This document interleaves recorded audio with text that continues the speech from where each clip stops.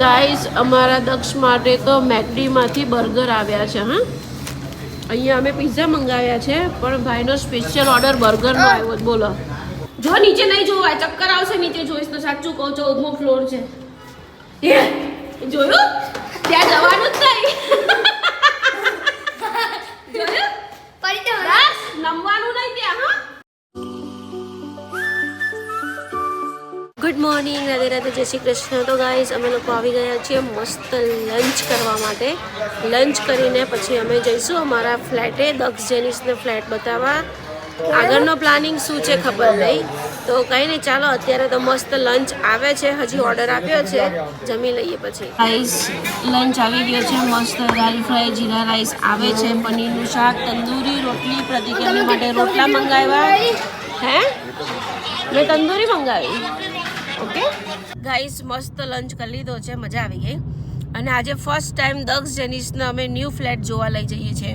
અત્યાર સુધી તો એ લોકો આવ્યા જ નથી, પણ આજે છે ને લંચ કરીને તરત અમે લોકો સીધા અહીંયા જ આવીએ છીએ. એટલે ક્યાં જાય? તો ફાઇનલી પહોંચી ગયા છે અમારા ફ્લેટ પર. હે, રમવાનું શોધે છે. અલા ઉભા રહો, અલા ઉભા રહો. ઓય આ છોકરાઓ જો આ બાજુ પડી જાય એવું છે બેટા. દક્ષ, અલા તો જો દોડ્યા.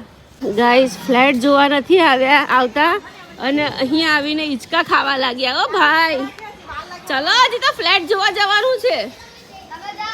ના, જેન ઉપર આવવું પડશે. ના ચાલે, ઉપર તો આવવું જ પડશે. પછી અહીંયા જ રમ્યા કરજો ને અઠવાડિયા પછી.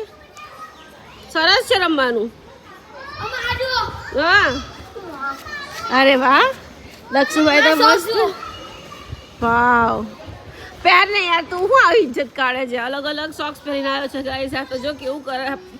તું મને તો કે મમ્મા સોક્સ આપો તો હું તને સારા કાઢીને આપું. હવે અલગ અલગ પહેરાય. ગાઈસ આ તો ઉપર ચડ્યો, જેનું પડી ના જતો. હા પૈસા. ઓ ભાઈ, પડતો નહીં. આ એક્સરસાઇઝ કરવાનું જ છે, આવી રીતે કરવાનું જ છે. સ્ટેન્ડ. ઓ નહીં થાય. આવી જા ભાઈ, કંઈક પડી જઈશું તો પ્રોબ્લેમ થઈ જશે બેટા. અમારે ઘર બદલવાનું છે. આવતર તું. અટવાઈ ગયો. દક્ષુ અટવાઈ ગયો. ખાઈને તરત ન થાય બેટા આવું બધું એક્સરસાઇઝ. જમીન તરત ન થાય. તો ચાલ, પપ્પા બોલાવે છે. બંધ હોય તો એટલું બધું કેમ ખેંચાય? જેની ખબર ના પડે તને તૂટી જાય એમ. હા, એસી બી છે. 4 થી 6 ચાલુ હોય. પછી અહીં આવજે રમવા. હા, મસ્ત રમજો બે ભાઈઓ.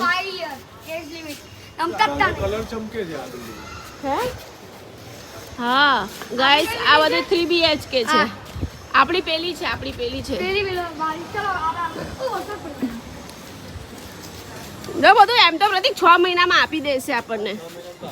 તો 6 મહિનામાં તો આપી દેશે. હે ને જેનું? આપણી બિલ્ડિંગ ખબર છે ને તને કઈ છે? અહીંયા ક્રિકેટ રમજો પછી. હા, અરે તમારા દોસ્તા 2 વધી જશે. રમાડજો. અહીંયા નહીં આવવાનું કોઈ દિવસ. હા, આપણે ત્યાં. હા, 1403 જેનું કામ ચાલતું હશે. જેનું જો આ એરિયામાં નહીં આવવાનું. હા બેટા, અહીંયા આ ગ્રીલવાળા એરિયામાં નહીં આવવાનું. વાવ, સાફ કરી નાખ્યો છે. કામ ચાલે છે જો. હા, જોયો જેનું? આ આપણો ફ્લેટ. બરાબર. અને અહીંયા નહીં ચડવાનું. તું ખાલી નીચે જો. ચડવાનું બિલકુલ નહીં, જોવાનું બિલકુલ નહીં. બરાબર ને? જો નીચે નહીં જોવાય, ચક્કર આવશે નીચે જોઈશ તો. સાચું કહું, 14મો ફ્લોર છે. જોયું? ત્યાં જવાનું જ નહીં. જોયું? બસ નમવાનું નહીં ત્યાં. હા, પ્લીઝ બેટા, આપણે એરિયામાં જવાનું જ નહીં થતું બેટા. આપણો પોતાનો ફ્લેટ નથી. આપણે પોતાના ફ્લેટમાં તો અહીંયા ગ્રીલ બનાવી દઈશું આપણે. તો ગાઈસ, કામકાજ ચાલુ થઈ ગયું છે. અહીંયા નળ નાખી દીધો. અરે પ્રભુ, આમાં નહીં આવે ગરમ પાણી ઠંડા પાણીનો નળ. એક જ નળ છે. શિયાળામાં યાર વાસણ એ નહીં જોજો, પેલો ગયો બહાર. તો ગાઈસ, કામકાજ ચાલુ થઈ ગયું છે. હવે પંખા બી નાખી દીધા, બધું થઈ ગયું. ટબ નખાઈ ગયું છે. અહીંયા ટબ નખાઈ ગયું, સિંક નખાઈ ગયું. હવે 2-4 દિવસમાં રહેવા આવું હોય તો આવી શકીશું અમે. ગાઈસ, પ્રતિક સમજાવે છે બંને છોકરાઓને. બસ આટલું ઉભો રહ્યો, દૂર નીચે નહીં જોવાનું, નીચે આમ જો. જ્યારે ઉનાળો આવશે ને એટલે ત્યાં મેચ ચાલી હશે. જીવનમાં બીક નહીં રાખવાની, બરાબર પ્રતિક, પણ એમ બી આનો વિશ્વાસ થશે કે નહીં થશે ને તો જેનું અમારે છે ને 15,000 ખર્ચવા પડશે ખોટા વેસ્ટેજ. ક્રિકેટ છે તો હા છે ક્રિકેટ, પણ પપ્પા બહુ તને ક્રિકેટ બનાવે છે કસમથી. સન્ડે હું લઈ જઈશ અહીંથી. પપ્પા તને શું સજેશન આપે છે બેટા, અમારે છે ને 15,000 ની ગ્રીલ ન કરાવવી પડે. ત્યાં તે દિવસે ત્યાં સાપ બાપ ના હોય તો બૂટ અને મોટી લેગી પહેરી લઈશ. તો હું તો બોલ નાખી છક્કા બક્કા મારજો. આ મજબૂત હશે ને પ્રતિક, આ મજબૂત હશે ને. તો ડન. આપણે અહીંયા બાલ્કનીમાં આવવાનું થતું જ નથી. શું કેવું? જો નહીં દક્ષ, ના ભલે ડર બહુ કરવા. આપણું માથાનું વજન ભારી હોય યાર, ક્યારેક નમીન ઊંધા પડી જઈએ તે કહેવાય. આમ દૂર ઉભા યાર, નમવાનું નહીં. મેટ્રો સ્ટેશન છે હમણાં ચાલુ થઈ અને તમે જુઓ નીચે તો બાપા મને ચક્કર આવે છે. ચાલ આગળ આવ. ચાલો જેનુભાઈ, ગમ્યું ને બેટા? નીચે રમશો ને સરસ? બસ ખાલી આ ગેલેરીઓમાં નહીં જવાનું. શું કીધું? લે હોડી બનાવી દીધી સાહેબે નવા ઘરમાં. ચાલો બરાબર ને, રેડી ને? ડન. ચાલો બેટા હેડો.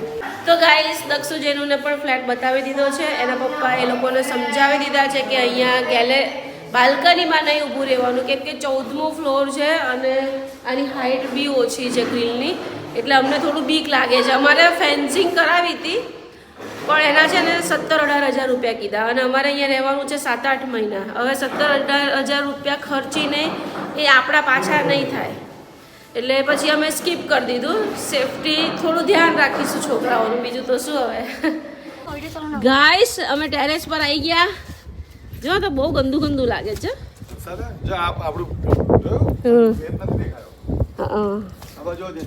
પાણી આવતું દોડવા નહીં બેટા, લપસી જવાય.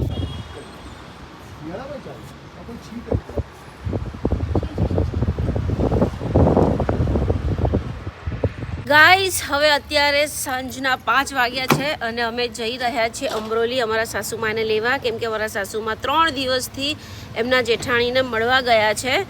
તો મમ્મીને લેતા આવીએ અને મારી મમ્મીને બી મળતા આવીએ. તો અત્યારે જઈએ છીએ સીધા અમરોલી. ચાલો ગાઈસ, રેડી? શું વાત છે, ગાડીમાં એસી બેસી કરીને બેઠા હતા? કેટલી રાહ જોડાવે એટલે પણ મારે બ્લોગ અપલોડ થાય ત્યારે આવું ને. રાત્રે ડિનર બહાર કરવું તારે. બિચારા મમ્મીનું જોવાનું ને. નહીં, ઘરે જ કરવાનું છે, તારે જ બનાવવાનું છે. ખબરદાર જો બહાર બનાવતું છે તો તારે જ બનાવવાનું છે. ગાઈસ અમને છે ને સૌથી વધારે ટેન્શન આવે છે કે અમને બહાર ડિનર ન કરાવવું પડે. બોલો પ્રભુ પણ અમે છેલ્લા 3-4 સન્ડેથી બહાર જ ખા કરીએ છીએ. તો કઈ નહીં, ચાલો હવે કાલે ઘડો મૂકવો છે તો મમ્મીને બી આજે લેતા આવીએ. ઘનશ્યામભાઈ ના નાના ભાઈ ની દીકરી તનિષા જે આવે ને 1:30 વાગે.